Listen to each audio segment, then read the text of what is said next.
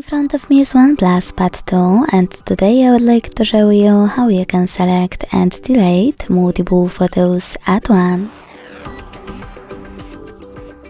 Begin by launching Photos app.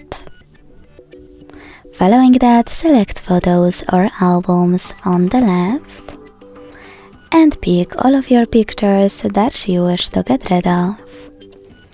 When you're ready, hold one of them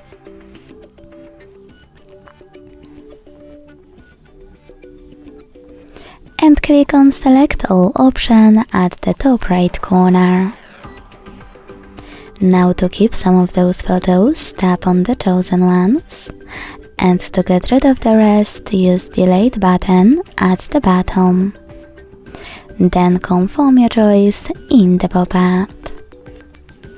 Thanks so much for watching. If you enjoyed this video, don't forget to leave a like, comment and subscribe.